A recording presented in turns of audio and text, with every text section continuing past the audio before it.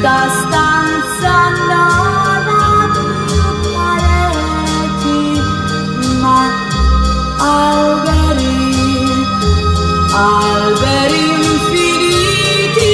Quando tu sei vicino a me, questo soffitto violano non esiste più.